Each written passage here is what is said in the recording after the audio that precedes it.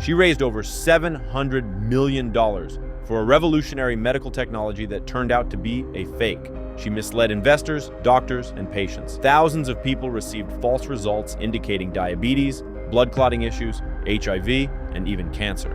Meanwhile, she was posing on the cover of Forbes as a billionaire innovator. They called her the new Steve Jobs. Influential figures from the US government and founders of Silicon Valley's biggest companies publicly supported her until it all collapsed when the truth came out. Elizabeth Holmes, the name that became known around the world. She seemed to appear out of nowhere, a slender woman in a black turtleneck, speaking in a deep, almost masculine baritone. Elizabeth Holmes created a device supposedly capable of analyzing hundreds of health markers from just a single drop of blood. Her promise to save millions of lives brought in billions of dollars in investment and exclusive contracts with major American pharmacy chains. All of it made her a symbol of innovation in Silicon Valley. But could a young woman admired by the entire world actually be the architect of one of the greatest frauds of the century? What if her device never worked and hundreds of thousands of test results were fabricated? Where's the line between a bold idea and a scam? And how many lives did she really save or ruin? Dozens, hundreds, maybe thousands. Today we'll uncover the story of a company once considered a Silicon Valley miracle. From multi-million-dollar contracts and PR built on blood, to corporate terror and personal tragedies involving employees and patients, and we'll tell the story of its founder, Elizabeth Holmes, from an ambitious but mediocre Stanford student to the head of a $9 billion holding. This isn't just a biography, it's a psychological thriller about charisma, power, and the extreme edges of human greed. And at the end, you'll learn what happened to Holmes after her fraud was exposed, what she's working on now, and what ambitions she still holds. Get ready. This is the truth about the woman once hailed as the future of medicine, who instead became the face of one of the biggest scandals of our time. 1984, Washington, D.C. The Holmes family welcomes a daughter, Elizabeth. Her father, Christian, worked at Enron, one of the largest energy companies in America. Her mother, Noel, wrote analytical briefs for Congress. The family was well off and respected. Her father's lineage traced back to a dynasty of yeast magnates, founders of one of the biggest baking goods businesses in the U.S. In 2001, the company her father worked for went bankrupt. Enron, once seen as a flagship of the energy sector, was exposed as a house of cards built on fake accounting, phantom profits, and concealed debt structures. Overnight, the multi-billion-dollar corporation became a symbol of deception and corporate greed. 20,000 employees lost their jobs, including Elizabeth's father. The event shocked the family. Two phrases were often repeated at home. You can lose everything even if you did nothing wrong, and what matters is controlling what you build. These ideas became the background noise of Elizabeth's upbringing. From then on, she didn't just dream, she wanted to be indispensable. Elizabeth constantly heard from her mother. "You are special. You will change the world." At age 9, she wrote her father a note. "I want to build something people don't believe is possible until I've done it." That became her inner compass. From early childhood, Elizabeth was withdrawn but highly observant. At 7, while other kids were drawing princesses and cars, Elizabeth was sketching designs for a time machine. But her motivation wasn't love of science, it was hunger for fame. According to her own words, she once told her family she wanted to become a billionaire by age 30, and she was willing to do anything to achieve that goal. Even back then, lying became her tool. In school, she told classmates her family had invented Post-it notes, the iconic yellow sticky notes found in every office. Elizabeth had a childhood fear of blood. Her mother and grandmother would faint at the sight of needles. Elizabeth herself always turned away when blood was drawn. Later, she would say, "I wanted no one to feel that pain." That phrase would stay with her for years. In her teenage years, the family moved to Houston, where Elizabeth enrolled in the prestigious St. John's School. There, teachers noticed something unusual about her. When she lost a race, Liz wouldn't give up. She would keep running until she came in first. After class, she studied Mandarin Chinese, learned C++ programming, and made her first attempts to sell her projects to universities in China. She called it early capital for the future. At 16, she was accepted into Stanford's summer program in Beijing. That's where she first met 37-year-old Ramesh Sunny Balwani. He became her mentor and helper, a seasoned businessman who had made $40 million from selling a startup and a former Microsoft engineer. In the future, Sunny would become the shadow force behind Theranos, a strict overseer of corporate discipline and control. In 2002, Elizabeth enrolled in the chemical engineering department at Stanford, the cradle of Silicon Valley, the place where countless billion-dollar startups were born. But there was one problem. She was a mediocre student. According to her professor's recollections, she had an inflated ego and low grades in chemistry and biology. In her very first year, Elizabeth approached a professor with an idea, a patch that could draw blood, analyze it, and administer treatment all on its own. He was skeptical of the idea, but Holmes persisted. In the summer of 2003, she went for an internship in Singapore. There, Holmes was involved in analyzing blood samples to detect traces of the pathogen for severe acute respiratory syndrome, the SARS-1 coronavirus. The laborious process led her to the idea of a high-tech optimization, a kind of lab on a chip that could both draw blood, conduct an instant analysis, and provide a diagnosis. Upon returning to Stanford, Elizabeth filed a patent for her invention. A year later, she dropped out of college. She had almost nothing in hand, but in her head, she had a formula. One drop, a comprehensive diagnosis. This would be the start of her rise and the cause of her downfall. When you're just starting out, it's not enough to believe in an idea. You must choose reliable tools to bring it to life. A few years ago, our team chose Bybit, and it's been our anchor in the highly volatile crypto market ever since. You can grab bonuses via the link in the description or simply enter code 24676 when registering on the exchange. Don't miss your chance to step into one of the fastest growing markets. And now, let's move on to how Holmes took her first real step from idea to reality.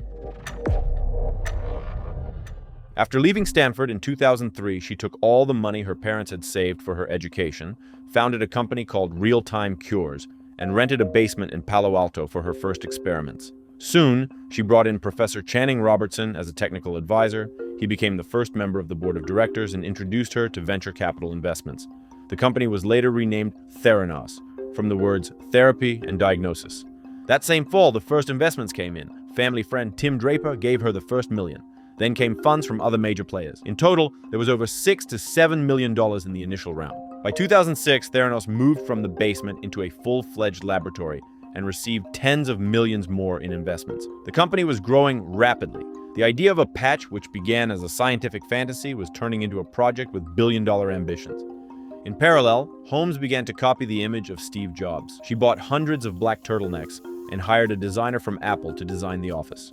She rehearsed by watching Jobs' presentations, copying his walk and gestures, creating the charismatic mask of a visionary, and she artificially lowered her voice to sound as authoritative as the male-dominated business world demanded. I'm one of the first people that we served. That is the sound of her artificially lowered voice. And now, a clip where her real, higher-pitched voice can be heard. His arm, and he broke into tears because up until that point, the way that they had to draw blood is through a needle in his neck, and it's so painful. She cynically exploited her image as a young female pioneer. She appeared on the covers of Forbes, Time, and Fortune. She spoke at feminist conferences, talking about her fight against male chauvinism in business. And the masquerade worked. All that was left was to create what had been promised. In 2007, Theranos presented a prototype device codenamed Edison, a compact automated laboratory the size of a desktop computer. It was conceived as a complete mini-diagnostic system, one drop of blood for hundreds of tests. Starting in 2010, the company actively promoted Edison. Holmes promised results would be on your smartphone in a matter of hours. However, behind the facade of a growing company, problems were hiding. Laboratories worked in isolation, employees couldn't verify the technology, and key personnel had no access to the results. To strengthen her influence, Holmes created a political board of directors. It included former U.S. Secretaries of State George Shultz and Henry Kissinger, ex-ministers, generals, and senators. This was a carefully crafted image, authoritative figures from the elite of public administration.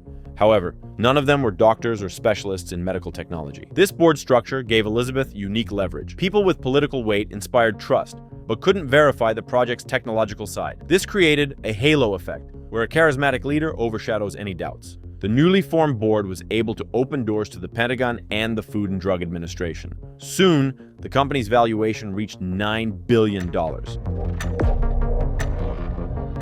In 2013, Theranos signed a major contract with the pharmacy chain Walgreens. Wellness centers opened across the country where people could get blood tests using their so-called revolutionary method.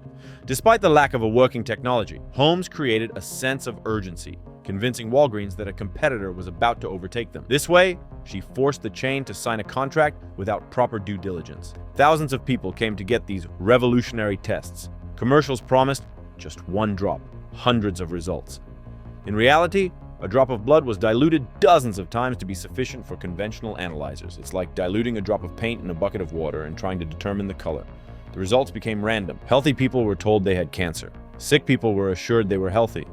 Pregnant women were told they were losing their baby. Diabetics were told their sugar levels were normal. One woman from Arizona received a result indicating aggressive breast cancer. In a panic, she scheduled an ultrasound and a biopsy. Only weeks later did she find out there was nothing wrong with her health. Another patient was told he had a dangerously high level of a prostate cancer marker. He immediately went to a doctor, started undergoing paid tests, had an MRI, and was mentally preparing for chemotherapy. Only later, after an independent verification, was it revealed there was no cancer. Another case involved a 16-year-old girl. A Theranos test diagnosed her with a severe blood infection. She was urgently hospitalized with suspected sepsis, a potentially fatal condition. Her parents were in shock. As it turned out, there were no signs of infection at all. There were hundreds of such stories. Meanwhile, Holmes was scaling up the deception. She told investors heart-wrenching stories about wounded American soldiers in Afghanistan who could have been saved if doctors had gotten their blood test results faster, about how her Edisons were installed in military hospitals and saving the lives of heroes. In reality, none of this was happening. No contracts with the military were ever signed, and not a single Edison was ever installed in a military hospital. The entire story was fabricated from beginning to end. She also leveraged strong patriotic and religious themes, claiming that if Edison had been available in 2001, the victims of the September 11th attacks could have been saved, and biological threats could have been prevented. These stories created an emotional connection and secured a flow of capital through investments. Such maneuvers secured her millions of dollars and influential supporters. Meanwhile, a system of blackmail and control was established at Theranos. Elizabeth accumulated compromising information on employees, debts, family problems, past mistakes, and applied pressure. If you quit or speak out, everyone will know your secrets. The company even hired entire families. As soon as someone began to doubt the technology, they would hear, "If you leave, your whole family will suffer." Those who were fired were forced to sign non-disclosure agreements. Disclosing information carried the threat of multi-million-dollar fines. For many, this meant real financial servitude. At the center of this corporate terror was Ramesh Sunny Balwani, the same man Elizabeth had met during her studies in Beijing. Over time, he became not just her romantic partner, but the figure behind the scenes who defined the atmosphere inside Theranos. In the office, he was known as the bad cop. He hired private investigators and regularly held public reprimands for those who doubted the success of Edison. Balwani was domineering, cruel, and often aggressive. Employees described him as a narcissist who could be friendly and extremely threatening at the same time, and his demeanor instilled fear. His voice, "Everything must stop," sometimes echoed in the hallways, quieter but more palpable than any command. Under his leadership, Theranos turned into a machine of intimidation. Any attempt to ask an uncomfortable question or express doubt was suppressed, and a culture of fear supplanted science and truth. Employee turnover at the company was enormous. Many couldn't withstand the psychological pressure and left within the first few months, as soon as they realized the scale of the fraud. One of the most tragic stories is that of Ian Gibbons, the chief scientist at Theranos, a British biochemist, a Cambridge PhD, and the author of over 200 patents.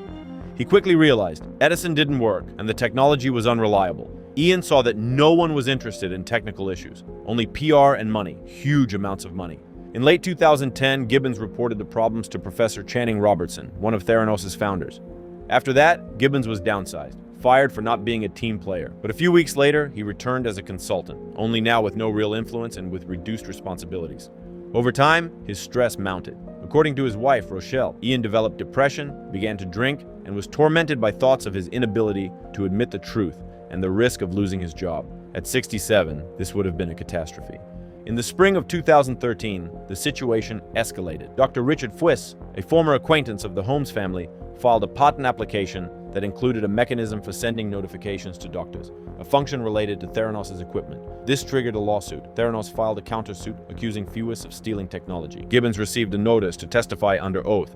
He was immediately pressured. He received threats and letters from a law firm demanding the return of his laptop.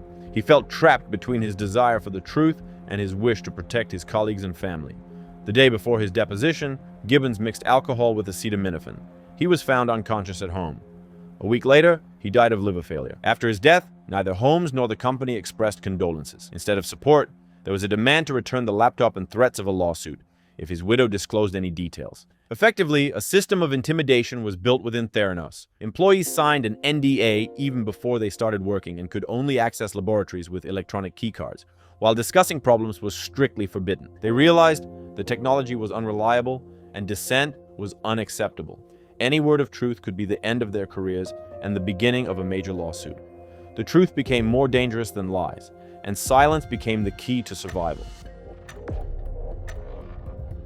But everything changed in the fall of 2015. The Wall Street Journal reporter John Carreyrou, after receiving information from whistleblowers and analyzing Theranos' patent documents, launched an investigation. One of the insiders, Tyler Schultz, the grandson of board member George Schultz, sent his grandfather a short message. "Grandpa, they're lying." This marked the beginning of the public expose. Carreyrou met with former engineers, audit experts, and people who had critically important information. Every fact was meticulously checked, and soon, the first article was published. Hot startup Theranos has struggled with its blood test technology. The publication shattered the silence of Silicon Valley. Theranos' valuation of $9 billion began to plummet. The very next day, private funds started to lower their assessments. Within a week, the company lost billions in paper value. In response to the article, Holmes and her lawyers tried to suppress the investigation. They sent letters to the author and the whistleblowers threatening lawsuits. Even members of the Schultz family received legal notices demanding they cease all commentary. Investors began to back away, and partners started to reconsider their contracts. In early 2016, CMS, the federal agency in the U.S. that sets and enforces quality standards for medical laboratories, confirmed that the Theranos laboratory posed an immediate jeopardy to patient health and banned Holmes from operating labs for 2 years. Following this, the SEC filed charges of massive fraud, amounting to over $700 million, for lying to investors and faking contracts with the Pentagon. For Holmes, this was a blow that changed everything. Her cult crumbled. Her reputation suffered multiple hits. Her image as a genius was shattered to pieces. In September 2021, the trial began in San Jose. The prosecution brought 11 charges, 9 counts of wire fraud, a U.S. federal crime involving the use of electronic communications to obtain money or property by deception, 1 conspiracy count targeting investors, and another conspiracy count targeting doctors and patients. In the courtroom, the prosecutor declared she chose lies over science, reflecting the essence of the charges. Holmes prioritized financial gain over clinical truth.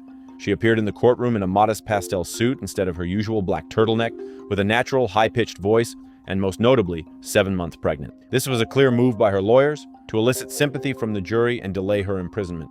In court, Holmes revealed her close relationship with Sunny Balwani, which had apparently lasted for over a decade and was unknown to employees and investors. He controlled many aspects of Elizabeth's life, from her daily routine and diet to her choice of clothes and lipstick color, using methods of emotional and psychological pressure. Holmes claimed he restricted her sleep, imposed a strict diet of under 500 calories, and demanded she conform to his ideal image. During the trial, Holmes also accused Balwani of psychological and sexual abuse. He allegedly killed her as a person to create a new Elizabeth. Despite these accusations, Holmes stressed that Balwani did not force her to lie to investors. That responsibility remained hers. By January 2022, the jury found her guilty on 4 out of 11 counts. A sentence soon followed.